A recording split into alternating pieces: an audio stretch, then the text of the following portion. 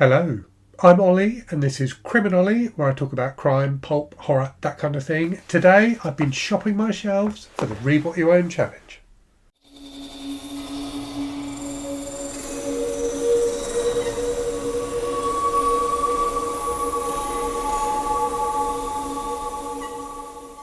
So today is the 5th of November, day one of my Read What You Own challenge for 2024. If you don't know, the Read What You Own challenge is a challenge I set myself every year where I aim to read 100 books I already own before I buy any new books. And loads of other people take part in it. It's just a really good way to refamiliarise yourself with your own library, to focus on the books you've already got rather than constantly chasing new books. And that's definitely something I find I tend to do myself. I'm always thinking about what new books I can acquire rather than appreciating the books I've already got. And I've got loads of books I haven't read. What I've spent the last kind of 10-15 minutes doing is just having a look around my shelves and indeed the stacks of books around this room and just picking out a few that appeal to me. A few books, some of which I'd kind of forgotten I even had, that I think I might read during my Read What You Own challenge. So this definitely isn't a TBR video. This is much more a pile of possibilities. But I thought it'd be fun just to show, as I've done in previous years, some of the books I've got in my collection that kind of just appeal to me that I think I might give a go during this Read What You Own challenge. So let me just first start by recapping what my own personal rules are for the Read What You Own challenge this year. And it's up to individuals to set their own rules for it. I'm setting myself a goal of 100 books, as I do every year, and I'm not really setting many rules apart from that. My only kind of get out of jail cards, if you like. So the only way I can acquire new books is either if people send them to me as gifts or if they're sent to me by authors or publishers. And then the one other clause I'm giving myself is that I can buy books if I need to for the book club that I run with my patrons and channel members. So we know what books we're going to be reading for the rest of this year, but we haven't yet locked down what we're going to be reading in the first quarter of next year. So this 100 book challenge will no doubt go into next year. So I will allow myself, if I need to buy books just to read along with my patrons and channel members as part of that book club. But that's it. Those are the only get out of jail cards I'm giving myself. And I've found personally that the best way to do this challenge is to give yourself as few outs as possible.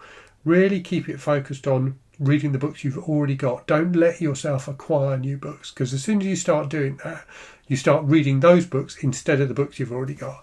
And the general rule, and you don't have to adopt this rule, but certainly the rule I've adopted every year is any books I get after I've started the challenge, for any of those reasons I've just talked about, I can read, but if I read them, they don't count towards that 100 book goal.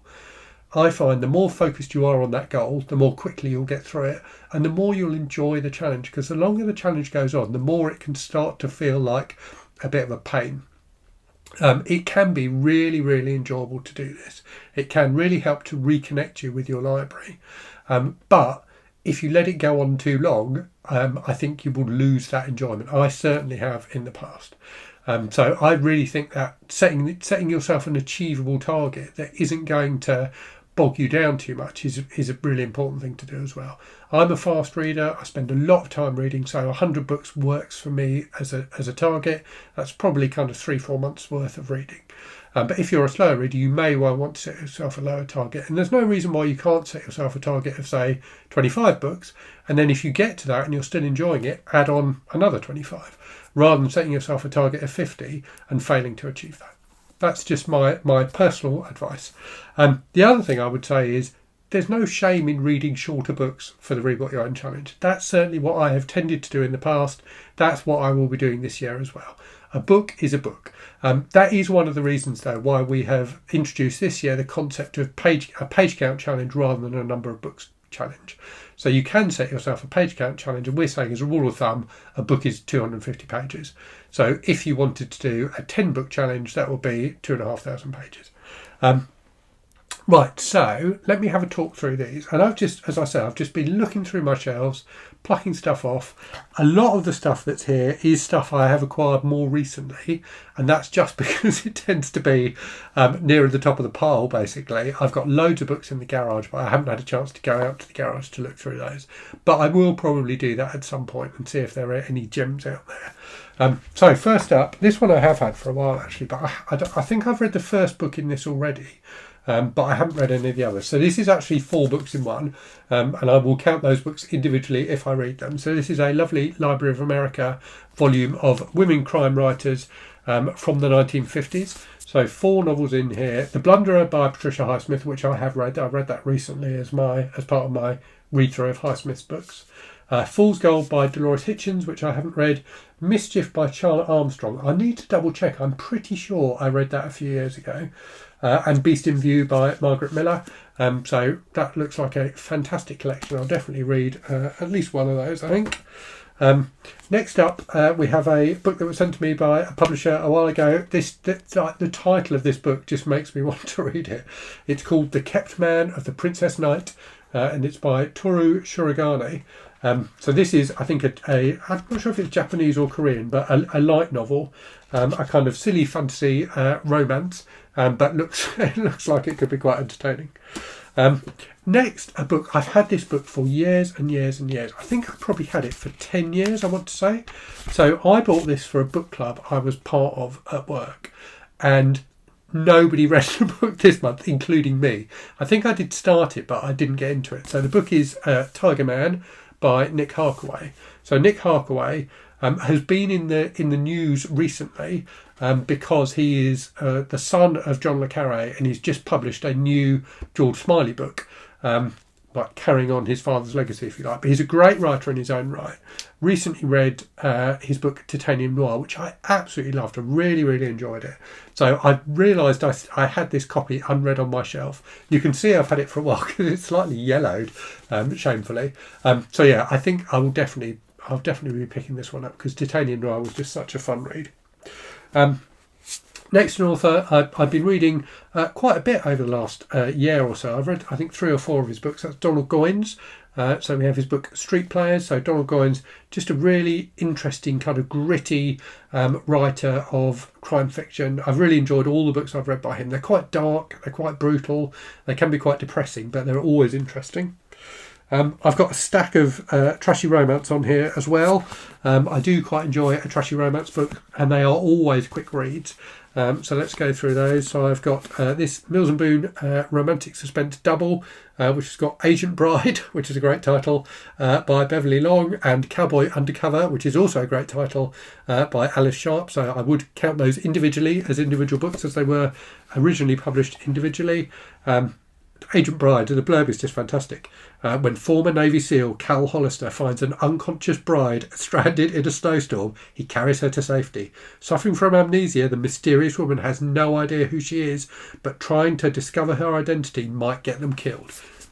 Who wouldn't want to read a book with that premise? That just sounds phenomenal. I've also got a few standalones, so a couple from the Love Swept series. So we've got Smitten by Janet Ivanovic, who later on became quite a well-known crime writer, and The Bad Boy of New Orleans by Olivia Ruprecht. So they both look fun. And then a couple of 1980s Mills and Boon books, both by Alison Fraser. So we've got Princess and A Man Worth Knowing. Now, if you thought that was all a bit lovey-dovey, next up I've got some men's adventure for you. So 2 of the series I've been reading since the start of the channel. I'm gradually working my way through. So I've got 2 from the Survivalist series. So the next 2 I need to read. So The Terror, which is book 14 by Jerry Ahern, and Overlord, which is book 15. So looking forward to both of those. And then from the Executioner series, next up we have Colorado Killzone by Don Pendleton, and then also Acapulco Rampage. They do have great titles. Now, this one I'm going to be reading also for my My Novel Life challenge. So you may remember I'm doing this challenge, which I have neglected a little bit, where I'm reading a book from every year I've been alive. I was going to read for 1976, which is the year this came out, Slapstick by Kurt Vonnegut, and then I decided I'm not really smart enough to read Kurt Vonnegut. I know his books are quite fun. I have read a couple of his books and did enjoy both of them, but I'm just not in the mood for something a little bit more literary. And I discovered to my delight that this book also came out in 1976, which is the year I need to cover. So yes, I will be reading Colorado Killzone for my 1976 book for My Novel Life. For 1977, I do have a longer book on the schedule to read, which is The Thornbirds by Colleen McCulloch. So I think I will definitely be reading that during the Read What You Own challenge, like timeline, if you like. Next then, another series that I've been reading and really enjoying is the Hap and Leonard series by Joel Lansdale. So the next of those I need to read is Captain's Outrageous. I have got a few more of them lying around. They're just really entertaining, quick reads, mystery thrillers, but with a decent kind of amount of humour as well. They're really fun. Hap and Leonard are a great central duo of detectives. So I'll definitely be reading this one and may well read one of the other ones as well. Next, we have a book that was sent to me by a viewer ages ago, and I'm ashamed to say I still haven't read it. And I keep on seeing people say that this author, Laird Barron, is phenomenal. I've never read him. So this is Blood Standard, which I think is the first in the Isaiah Coleridge series of books. I really want to read this, so this is definitely on the pad for my Read What You Own this year. Next, another book that was sent to me ages ago by a viewer, that I really need to read. So this is Peace by Gene Wolfe, which I think is supposed to be quite dark and disturbing. I've read The Book of the New Sun by Gene Wolfe. I read it when I was a teenager and really loved it. So I've always meant to try more by him. So this feels like a good time to read this one. Next, we have a book which sounds really good, and this was sent to me by the publisher a while ago. I haven't got to it yet. It's only like 90 pages long, so it feels like a really good book to read for Read What You Own. But let me read you the background because it sounds so up my street. I can't believe I haven't read it yet. Moving into an old and decaying house, Martin Swan discovers a box of video cassettes in the garden shed. One of them is a bootleg copy of a morbid and disturbing film by obscure French director Jean Ryan. So this sounds like such the kind of book I enjoy. I love books about cursed films. I didn't even say what it was called, did I? It's The Witnesses Are Gone by Joel Lane. A few people in the comments have recommended Joel Lane to me, and I do have, from the same publisher, a couple of other books by him. So if I enjoy this, I will probably dive into those as well. Next, we have a couple of books that were sent to me by a viewer, Eerie, a little while ago. Both, again, short, but both sound really good. They sound a bit kind of Highsmithy, maybe a bit... what's her name? I've forgotten her name. You have to look up on the shelf. Shirley Jackson, E. So the author is Celia Dale, who I haven't read. But yeah, two books by her. A Dark Corner and A Helping Hand. So apparently she was the Queen of Suburban Terror. I think these both came out, in the 60s. So both look really interesting. I like this kind of nice, taut little thriller. So yeah, looking forward to both of those. And I love the covers as well. I think they're really nicely designed. Next, a kind of classic style mystery, Golden Age style mystery. So They Found Him Dead by Georgette Heyer, which was sent to me by Heidi, one of my viewers. So I buddy read a Georgette Heyer novel with Heidi a while ago, one of her kind of Regency romance type books, and really enjoyed that. But she wrote mystery novels as well. So looking forward to giving that a try. Next, one that's come in quite recently from a publisher. So this is Tokyo Swindlers by Ko Shinjo, which is a Japanese crime novel. Apparently it's been made into a Netflix show.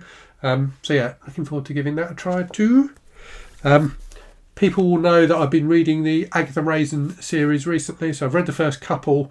Book 3 is Agatha Raisin and the Potted Gardener. Apologies, I haven't taken the stickers off. By MC Beaton. So I really enjoy these. They're just fun, cosy mysteries, perfect for a Sunday afternoon, especially when the weather is wet and windy as it is here in the UK at the moment.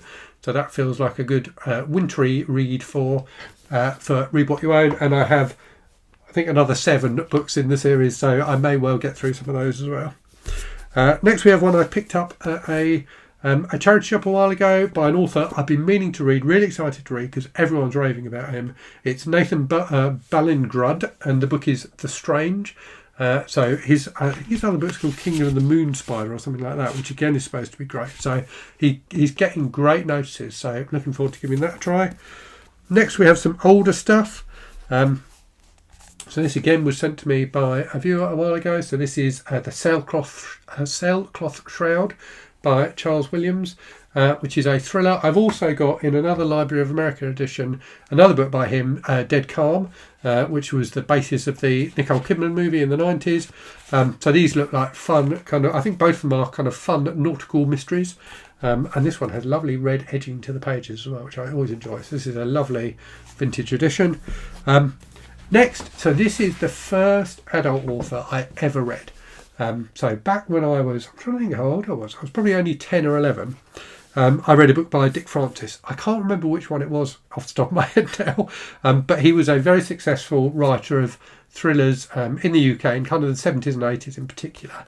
So an ex-jockey who wrote like thrillers set around the world of horse racing. So I had Breakin by him, which I'm quite looking forward to diving into. I've got a few of his books digitally as well. Next, a very short, quick read. So this is Perry Roden, book 8 by Clark Dalton, The Galactic Riddle. So when I showed this in a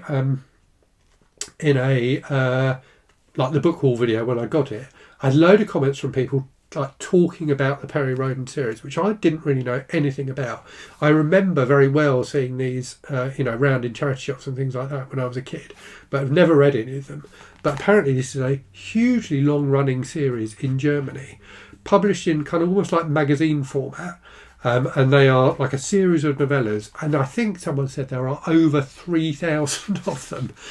One of my viewers is a huge fan, I forget, I'm afraid who it was now, and said that he's still reading them, so he manages to get hold of the German copies digitally and translate them using Google Translate in order to keep up with the series. So a very long-running series of space adventures, and I love the idea of that kind of mass-produced magazine-style fiction. It's my favourite thing is that kind of like trashy mass-produced fiction, which turns out to be really enjoyable. So I have high hopes for this one. Next, 3 very short books, which together make a trilogy, which I got from a charity shop a while ago. So by Douglas Hill, a science fiction writer who I really liked when I was a kid. I remember reading his Galactic Warlord series and absolutely loving it. So, and I can't remember if I read these or not. They definitely ring a bell. So anyway, we've got Exiles of Colsec, The Caves of Clydor, and Colsec Rebellion. So looking forward to those. And then finally, another series that I've started recently, by Charlene Harris. So this is Grave Surprise, which is the second in her Harper Connolly series of books, like occult detective type books about a psychic young woman. So yeah, looking forward to reading this, and I've got the third one I think in the series as well, if I enjoy this. So yeah, that's a kind of a flavour of some of the things I might read for my Read What You Own challenge. I've got a ton of things from authors and publishers, which I will definitely be reading as well. I've got loads of stuff digitally, which I can dip into too. But the theme for me of this challenge is, it's really that point of taking a pause, not worrying about new books, and just looking at what you've got already and enjoying it. And I'm really looking forward to trying some of the books that maybe have just sat languishing on my shelves for a while, sadly ignored because I'm always been, looking for new things. So yeah, very much looking forward to this. There are loads of books that I've just talked about there, which I've been meaning to read for ages and just haven't got around to. So yeah, hopefully if you're taking part in the challenge, you'll have a similar experience to me and discover some wonderful books that you already had and just hadn't actually picked up. So yeah, I'm really looking forward to it. Hope you are too. Let me know in the comments if you're going to be taking part. And as always, thanks very much for watching. Hope you're safe and well out there. Hope you're reading good stuff, and I'll speak to you again very soon. Cheerio.